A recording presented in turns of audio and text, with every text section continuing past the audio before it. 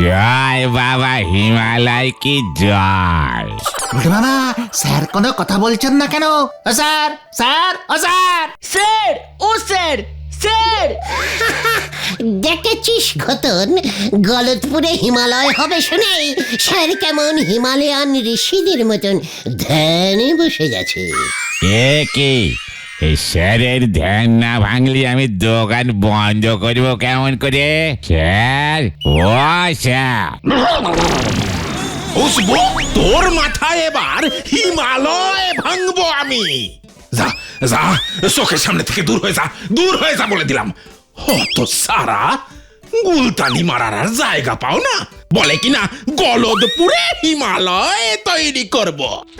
এই খেয়েছে, হিমালয় তৈরি হবে না স্যার। না, এই হলো গলদপুর। মেরে কেটে 105 মধ্যবিত্ত পরিবারের বাস এই ছোট্ট জনপদ গলদপুরে।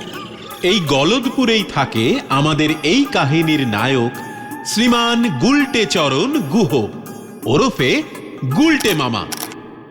গুলগাপ্পা আড্ডা মেরে জীবনটা কাটিয়ে দিতে পারাটাই গুলটে মামার একমাত্র লক্ষ্য।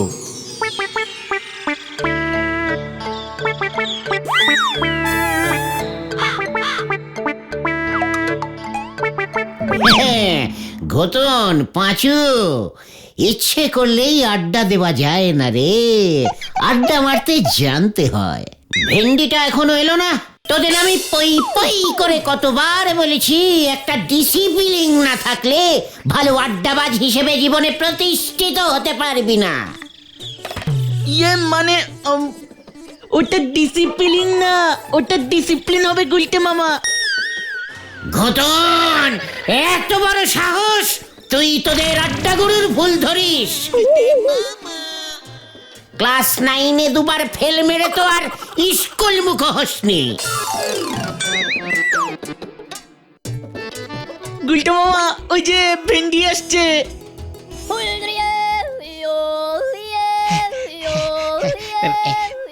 সরি সরি গুলটে মামা, একটু দেরি হয়ে গেল আর কি।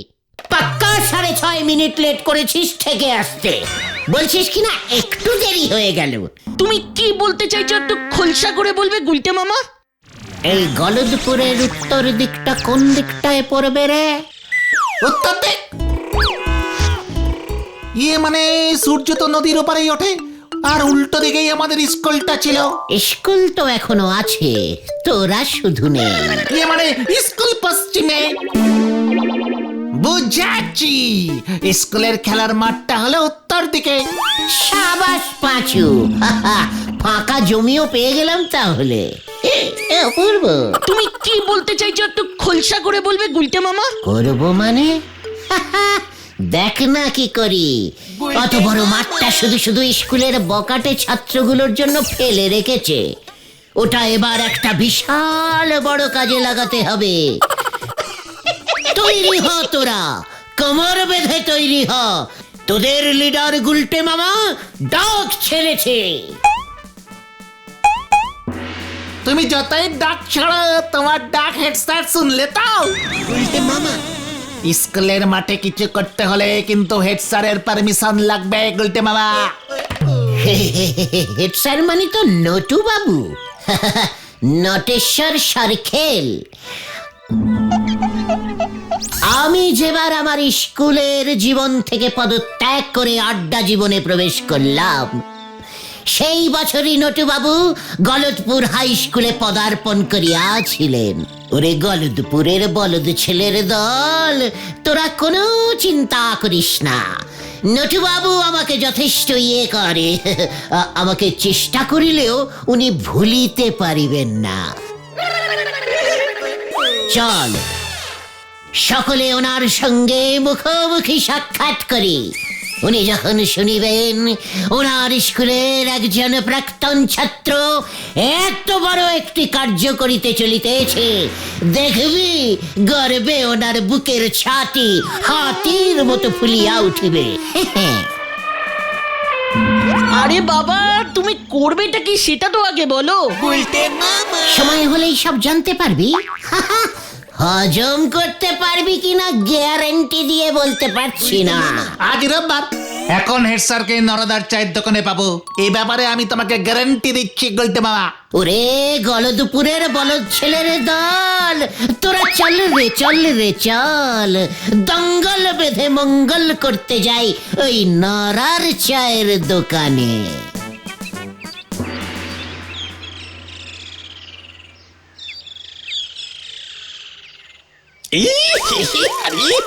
আরে বাপ রে বাপ, নোরা এটা কি? কেন স্যার, চা?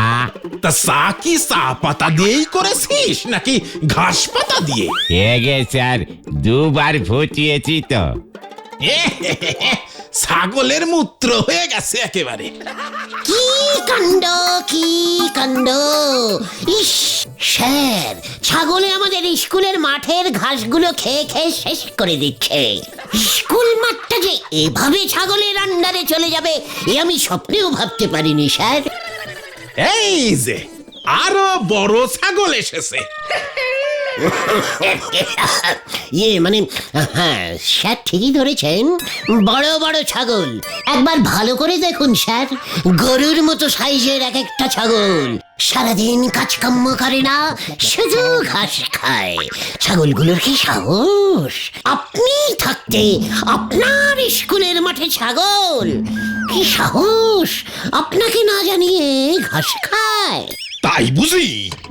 এটা বাসা, তা ছাগলের সাথে তোমার পার্থক্যটা কি? তা মতলব খানা কি?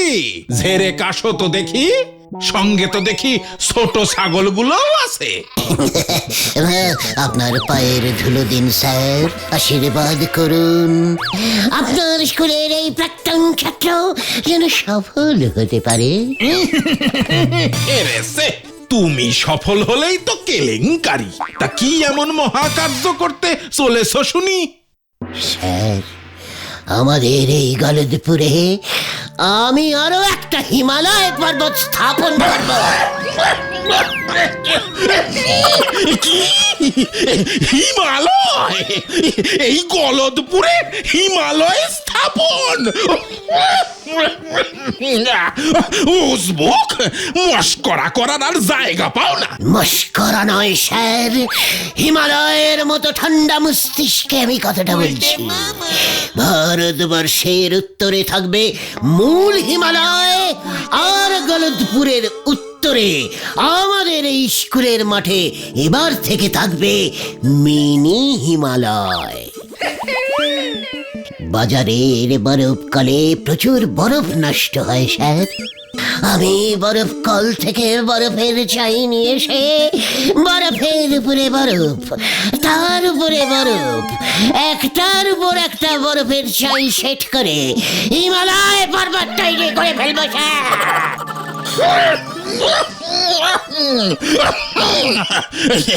নরা, নরা, এক গ্লাস ঠান্ডা জল দে ভাই। হিমালয় দিচ্ছি, এই ভাই জল দিচ্ছি। দেখেছিস খতন, বলেছিলাম না হেড স্যার আমার প্ল্যানটা ঠিক বুঝবেন। হিমালয়ের কথা শুনেই কেমন ঠান্ডা জল চাইছেন। স্যার, একদম চিন্তা করবেন না, আপনি শুধু স্কুলের মাঠটা ব্যবহারের পারমিশনটা দিয়ে দিন, তারপরেই আমরা কাজে লেগে পড়ব। গলদপুরে এবার যদি একটা হিমালয় পর্বত তৈরি করে ফেলতে পারি, তখন দেখবেন গলদপুরের জল হাওয়া কেমন ঠান্ডা হয়ে যায়। চারিপাশে ফুরফুরে ঠান্ডা হাওয়া বইবে, কুচি কুচি তুষার পড়বে, আপনি মাংকি টুপি পরে শাল জড়িয়ে স্কুলে আপনার ঘরে বসেই হিমালয়ের কোলে সানরাইজ দেখতে পাবে, সানরাইজ দেখতে পাবে। এ কি? আরে দাদু পড়ে গেছে! ও নরাদা, জল দাও জল দাও!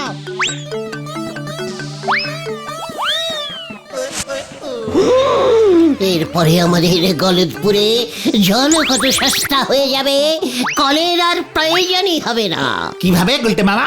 আমার প্রতিষ্ঠিত গলদপুরি মিনি হিমালয়ের বরফ গলে জল হয়ে নদী সৃষ্টি হবে, আর সেই নদী গলদপুরের অলি গলি ঘুরে মানে নড়ার দোকানের পাশ দিয়ে, পাঁচুদের রান্নাঘরের পেছন দিয়ে, সারের বাড়ির উঠোনের উপর দিয়ে কুলকুল কুলকুল করে বয়ে যাবে। তখন হয়তো স্যার আপনি নৌকোতে চেপে চা খেতে খেতে স্কুলে যাবে। কি মনোরম দৃশ্য! হরি বল, আর আমার এই চায়ের দোকানটার কি হবে?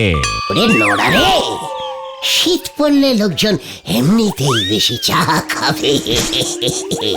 তাছাড়া কত লোক যারা পয়সা খরচ করে আসল হিমালয় দেখতে যেতে পারে না, তারা এই গলতপুরের মিনি হিমালয় দেখে দুধের স্বাদ ঘোলে মেটাবে বলতো।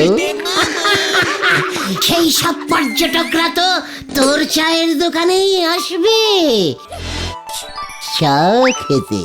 জয় বাবা হিমালয় কি জয়। গুলটে মামা, স্যার কোনো কথা বলছেন না কেন? ও স্যার, স্যার, ও স্যার। স্যার, ও স্যার, স্যার। দেখেছিস ঘতন, গলতপুরে হিমালয় হবে শুনেই স্যার কেমন হিমালয়ান ঋষিদের মতন ধ্যানে বসে গেছে। এ কি, এই স্যারের ধ্যান না ভাঙলি আমি দোকান বন্ধ করবো কেমন করে? স্যার, ও স্যার। বুঝবো তোর মাথায় এবার হিমালয় ভাঙবো আমি। যা যা, চোখের সামনে থেকে দূর হয়ে যা, দূর হয়ে যা বলে দিলাম। হত সারা, গুলতানি মারার আর জায়গা পাও না, বলে কিনা গলদপুরে হিমালয় তৈরি করব। এই খেয়েছে, হিমালয় তৈরি হবে না স্যার। না,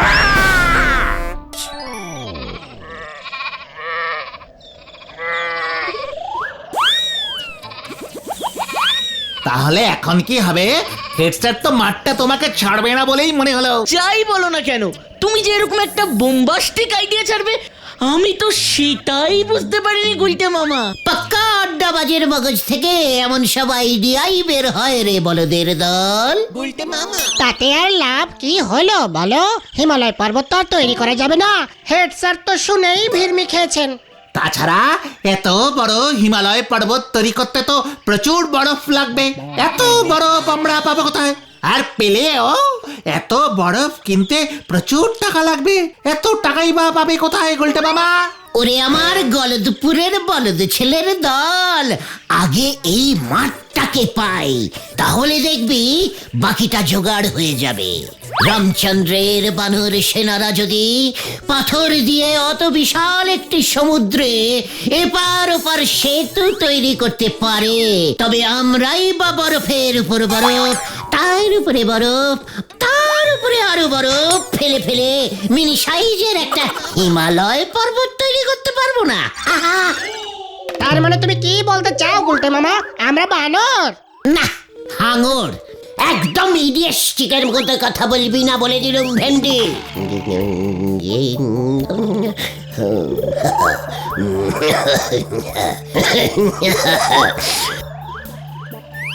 এই মাঠেই আমি স্থাপন করিব গলদপুরের মিনি হিমালয়, এই আমি প্রতিজ্ঞা করিলাম। আর স্যার, বড় বড় কাজে এমন ছোট ছোট বাধা অনেক আসবে রে পাঁচু। যাগে, তোরা এখন বাড়িতে যা। আজ রাতটা আমাকে ভালো করে ভাবতে দে। স্যারকে রাজি করানোর জন্য একটা জব্বর প্ল্যান বার করতেই হবে। হ্যাঁ হ্যাঁ, সেই ভালো। এখন তুমি বাড়িতে যাও, নয়তো পিসিমা আবার তোমাকে খুঁজতে বেরিয়ে পড়বে। আমরাও ঘরের ছেলে ঘরে ফিরে যাই। পিসিমা আজ লাউ চিংড়ি করবে বলেছিল। ভালো কথা মনে করেছিস পাঁচু, তোরা বাড়ি ফিরে যা। আগামীকাল সকাল ঠিক 9টায় গজাদার বাগানে গুপ্ত মিটিং কল করিলাম। সকলে ঠিক সময় মতো হাজির থাকবি, মনে থাকে যেন।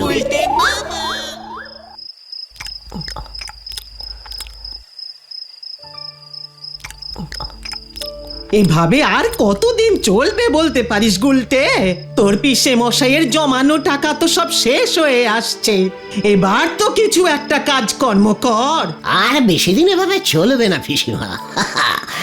একবারে শুধু হিমালয়টা তৈরি করতে দাও, তারপর দেখবে তোমার দুঃখের দিন শেষ। সারা পৃথিবী থেকে কতগুলো যে সোনার মেডেল পুরস্কার পাবো তা তুমি গুনেও শেষ করতে পারবে না পিসি। কি তুই হিমালয় পর্বত তৈরি করবি গুলটে? তোর বাপ মা যে কি জিনিস আমাকে দিয়ে গেছে তা যদি একবার ওরা দেখে যেত। তোর ঘাড়ে ভূত সত্যি সত্যি চেপেছে গুলটে। ওঝা ডেকে তোকে ঝাড়াতে হবে দেখছি এবার। কি কি কি কি কি কি কি বললে? ভূত? ইয়েস পিসিমা, ভূত। ভূত এবার সত্যি সত্যি চাপবে।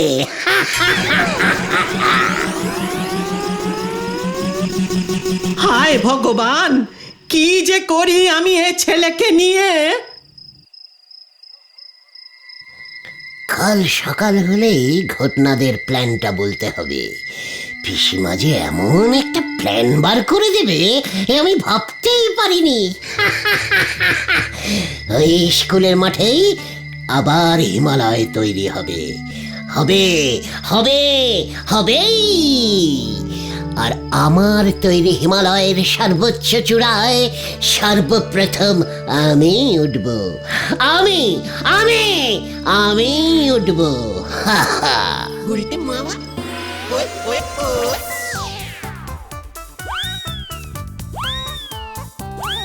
এই তো আর একটু গুলটে মামা, আর একটু।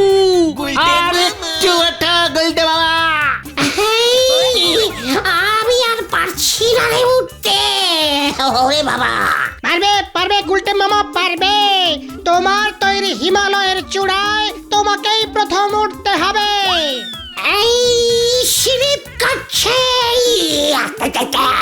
এই গেলুম রে।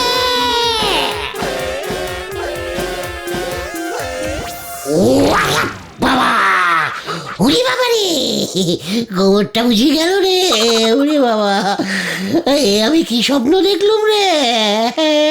ওরে বাবা!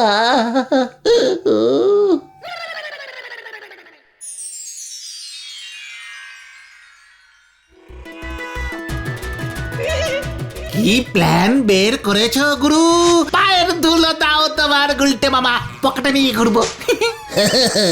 এখনই এত উত্তেজনা ভালো নয় পাঁচু। বাকি কাজটা তো আমি করবো রে। মনে থাকে যেন রাত ঠিক 10টায়।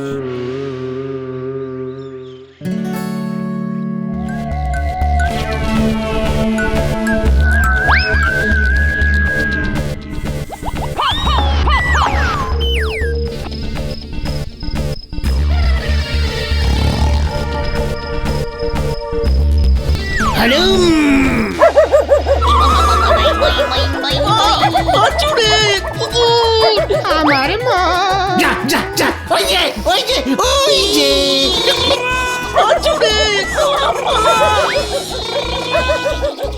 আরে বাপরে বাপরে বাপরে বাপরে বাপ! এই এত কুকুর ডাকে কেন এত রাতে? এ কি? এইটা কি? এই মরেছে, কেস তো পুরো ঘুরে আমার দিকেই আসছে। ওরে বাবা! আমি ভূত হলুম। ভূত? তা ভূত দেখে কুকুর বুঝি ঘেউ ঘেউ করে? চুরি করবার আর জায়গা পাও নাই। দাঁড়াও দেখাচ্ছি। কই গেল কই গেল কই গেল? এই তো, এই না, এই না। চা হরিটা ভেঙে গেল। এ কি? উজবুক গুলটে, তুই এত বড় সাহস তোর? হ্যাঁ? আমি চোর না, আমি আমি ওই হিমালয়। হ্যাঁ মনে পড়েছে, আমি হিমালয় ওঠার প্র্যাকটিস করছিলাম স্যার। মই নিয়ে চলে গেছে স্যার। মই? মই? তোর মাথায় এবার আমি দই ঢালবো, দাঁড়া। আই গেলুম রে, পুরিয়া বাপ রে বাপ।